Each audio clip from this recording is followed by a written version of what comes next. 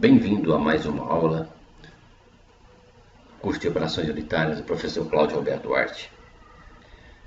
Conforme a sequência, essa é a terceira aula do tópico transporte hidráulico de partículas. Peço desculpa aos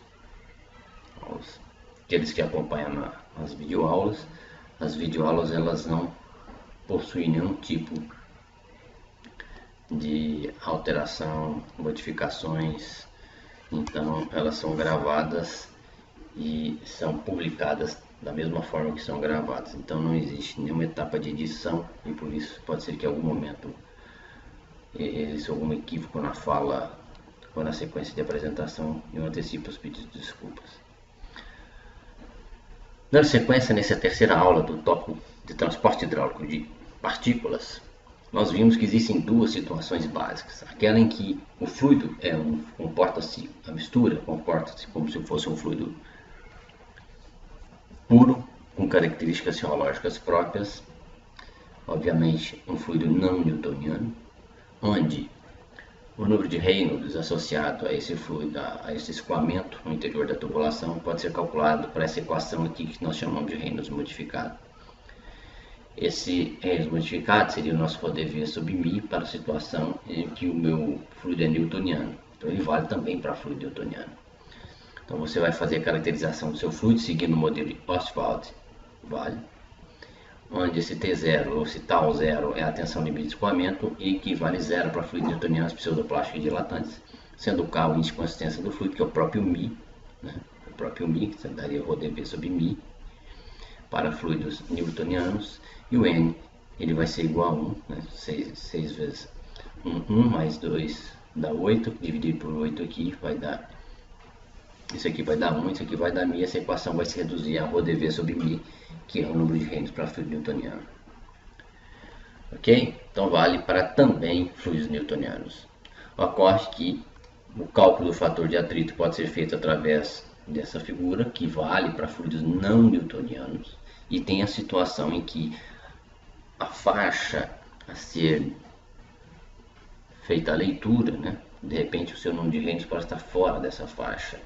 Então existe também aqui equações que são propostas, são mostradas aqui e que serão utilizadas no curso, onde para cada equação aqui eu tenho então uma forma de calcular o fator de atrito. Obviamente que junto com as equações eu escrevo algumas informações que direcionam a sua escolha, ok? Então tem mais de uma opção aqui.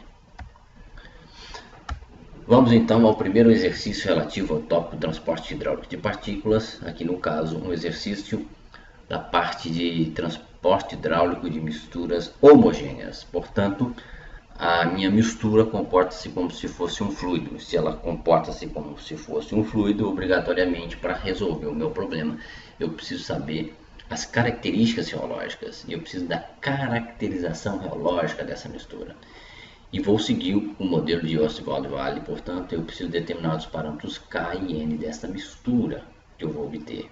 No caso, o exemplo em questão, ele se refere ao mineroduto da Samarco. Obviamente que isso aqui é uma simplificação bastante grande que está sendo feita aqui. Eu vou considerar que durante o meu trajeto não existem perdas importantes nos acidentes e nos trechos centros. Na verdade, obviamente, existe perdas nesses acidentes, né?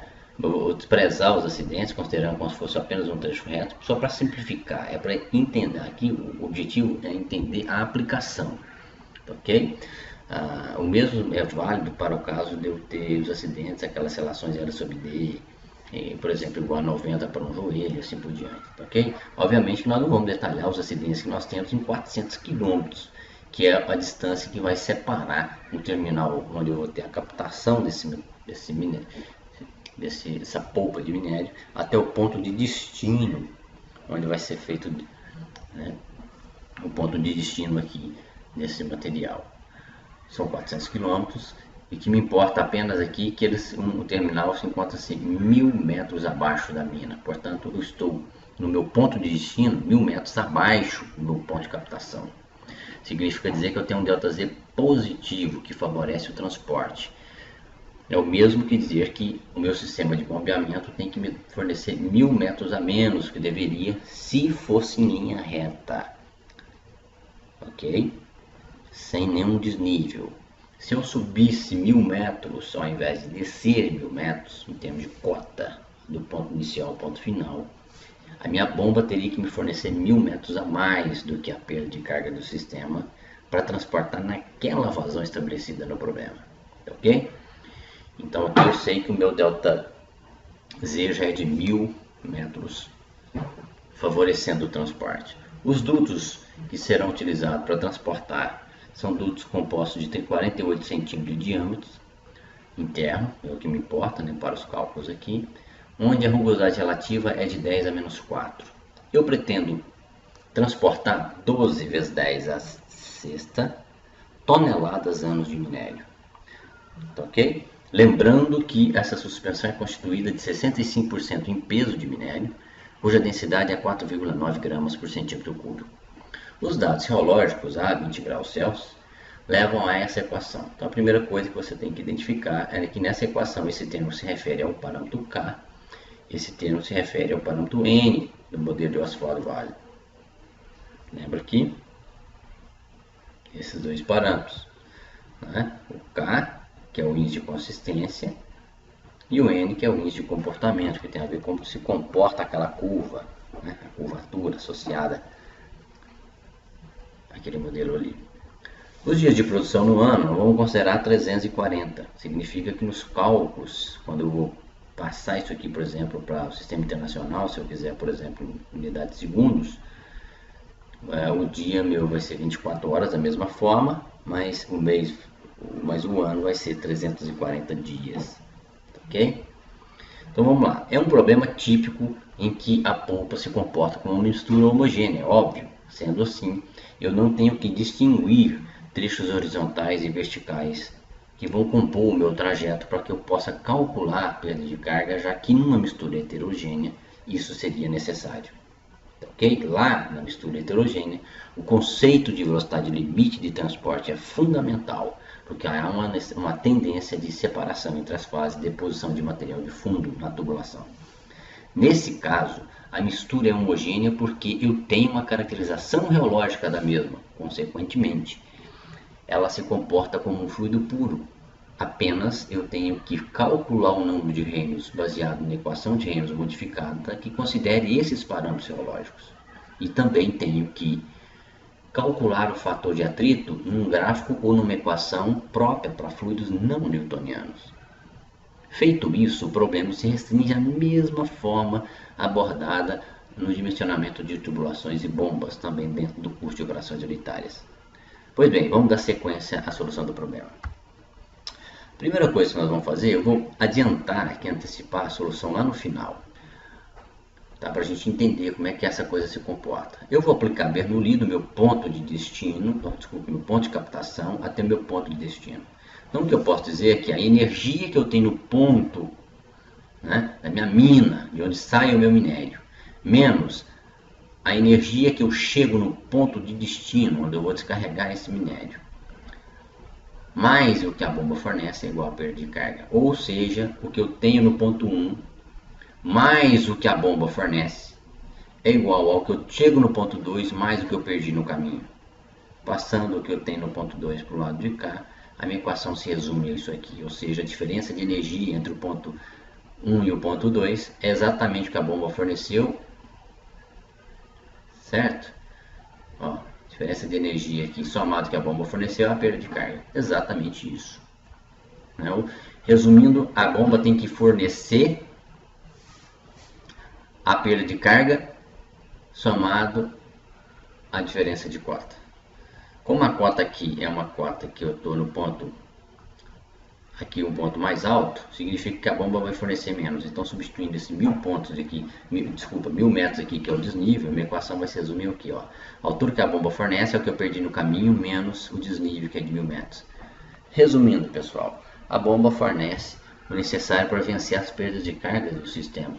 Mas como existe um desnível de 1000 metros e naturalmente ele já conseguiria ter um transporte por desnível, só que essa diferença é de apenas 1000 metros. E eu preciso mais do que isso aqui fornecido pela bomba, porque a minha perda de carga com certeza vai superar esses 1000 metros. Se a minha perda de carga não superasse esses 1000 metros de desnível, não seria necessário bombeamento.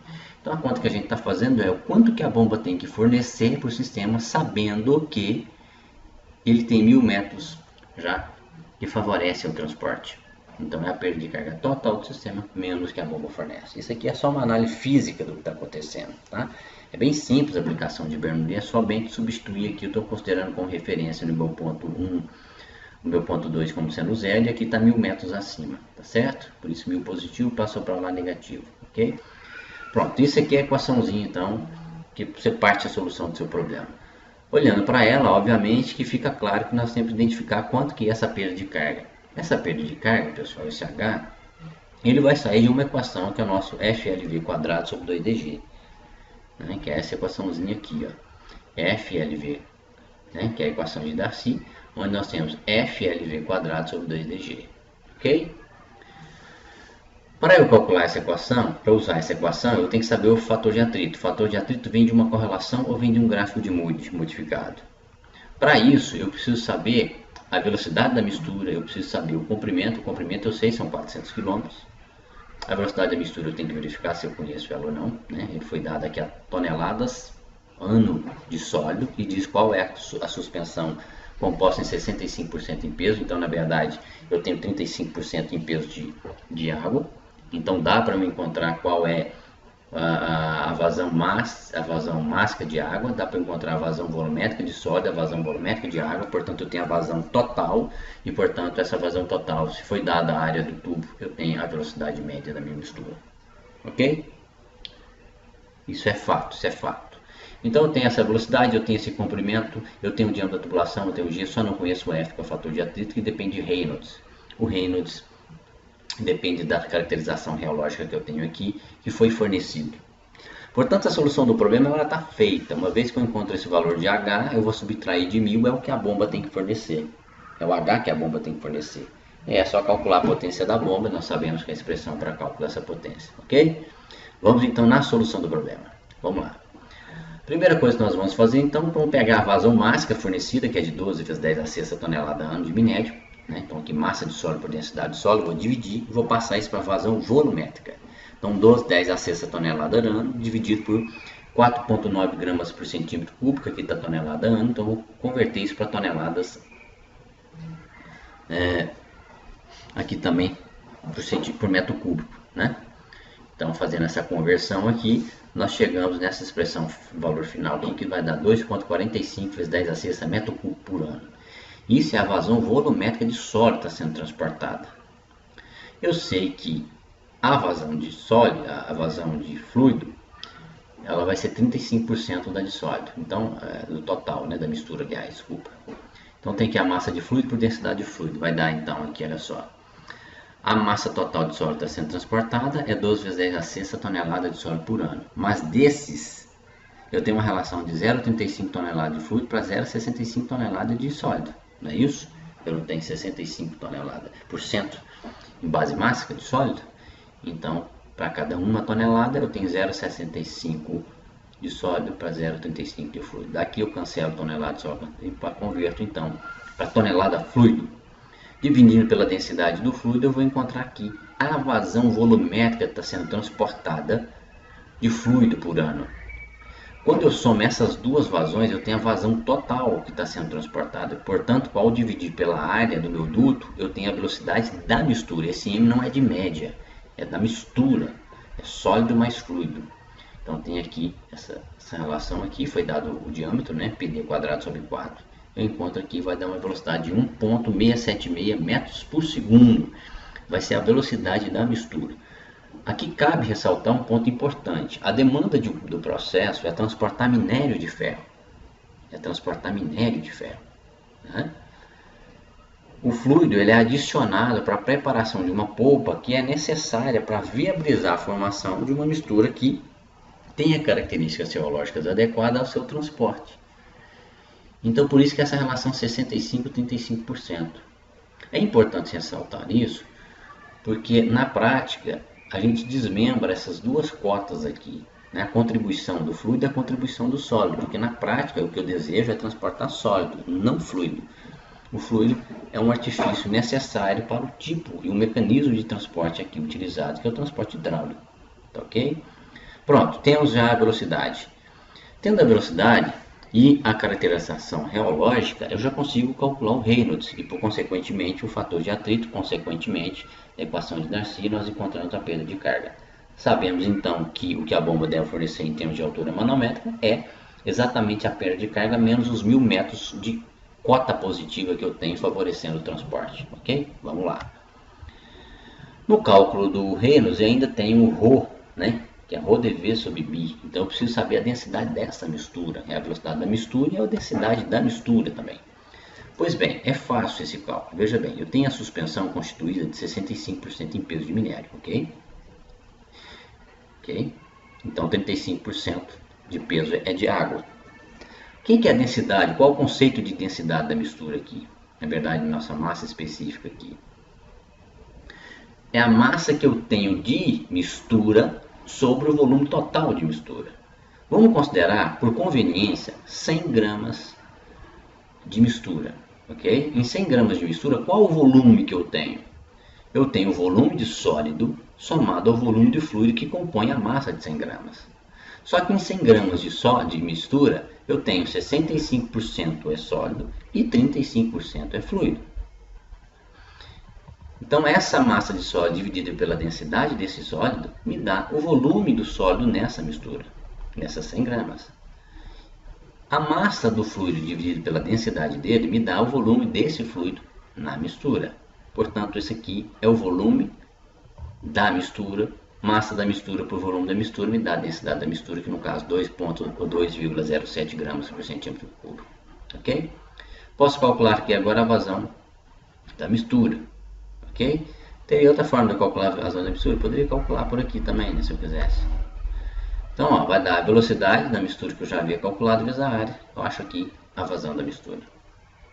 Pois bem, retornando aqui na aplicação de Bernoulli, então eu tenho energia no ponto 1, certo? Menos a energia que chegou no ponto 2, somado ao que a bomba fornece, é igual a perda de carga. Entre outras palavras, a energia que eu tenho no ponto 1 mais o que a bomba fornece é igual a energia que eu chego no ponto 2 mais a perda de carga. Passando a cota 2 para o lado de cá, a equação fica assim, ok?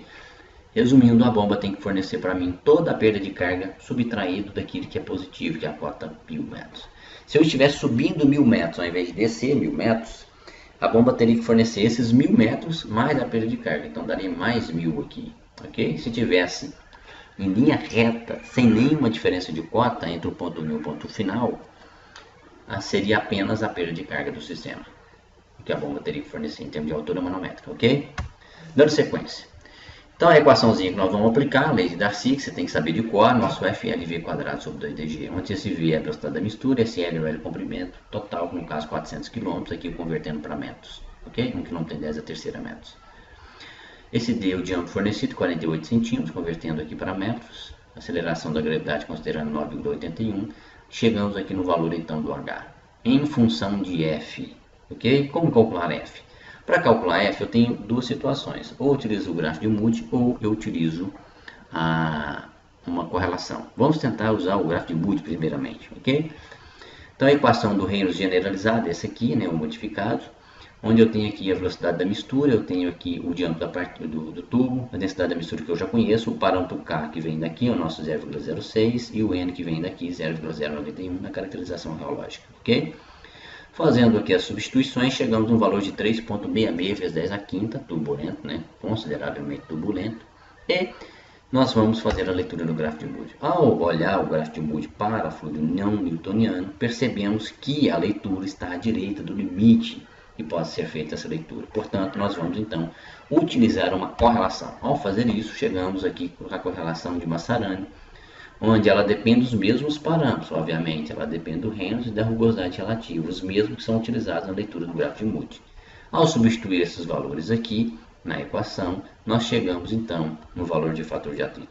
Por que você calculou novamente o Reynolds modificado? Porque esse Reynolds aqui, ele acompanha essa equação. Foi só para provar que esse Reynolds calculado por essa expressão, que é diferente daquele Reynolds lá, em termos olhando para a equação, parece ser diferente, mas o resultado final do cálculo é o mesmo, tá? Então, só para recalculei, porque essa equação acompanha essa. E essa outra equação aqui, ela acompanha o grafo de Moody. Foi só para mostrar que as correlações podem trazer expressões para reinos que parecem ser diferentes, mas são equivalentes, tá ok? Então está aqui o fator de atrito que eu calculei. Vou substituir esse F na minha expressão, que estava escrito em termos de F aqui, e chego no valor do HF. Então essa aqui é a perda de carga total do meu sistema, esse 1789, né? Aqui. Vamos subir 52, desculpa, esse 64 está sobrando. Subtraindo isso de 1000, acho o valor aqui, 789,52. Isso é a altura manométrica da bomba, mas eu quero a potência da bomba. Óbvio, não vamos utilizar uma única bomba, né, pessoal? Nós vamos usar um sistema de bombeamento. Isso aqui é um exercício totalmente fictício, só para ilustrar a aplicação. A potência da bomba é a vazão vezes queda de pressão dividido pela área, certo? A queda de pressão nada mais é do que a densidade vezes a gravidade vezes a altura manométrica, onde a densidade, no caso, está sendo transportada é uma mistura, que eu sei essa densidade, já calculei. Portanto, aquela densidade já calculada, vezes a gravidade, vezes a altura manométrica da bomba, vezes a vazão da mistura, que eu também já calculei, dividido pela eficiência. Essa eficiência eu tenho que te fornecer, tá? Esse 0,65 aqui. Na prática, a eficiência ela depende da leitura na curva da bomba, como a gente viu. Você tendo a altura manométrica de vazão, você acha um ponto e nesse ponto ele vai determinar, por exemplo, qual é o NPSH requerido naquela condição, qual a eficiência da bomba, inclusive a potência do motor, né, elétrico para acionar as pás do rotor daquela bomba, no caso de uma bomba centrífuga, ok? Então aqui passando de watts para HP, nós chegamos aqui na potência dessa bomba para fazer esse transporte, ok? Então esse foi o exercício aí referente a transporte hidráulico de uma suspensão homogênea. Basicamente aplicamos o conceito de conservação de energia com Bernoulli, considerando obviamente que tem a perda de carga. Identificamos então que o cálculo da perda de carga é feito através da equação de Darcy, onde eu preciso da velocidade da mistura, que é uma relação entre as vazões do sólido e a vazão de fluido, né, dividido pela área, a soma desse dividido pela área, e aí fazemos o cálculo fácil. A única diferença aqui, que ficou bem claro para nós, é que nós temos aqui o gráfico de Moody modificado, ou uma equação para cálculo do F, ok? E o Reynolds, ele é expresso e calculado a partir dos parâmetros reológicos da mistura que se comporta de forma homogênea. Obrigado, te aguardo na próxima aula.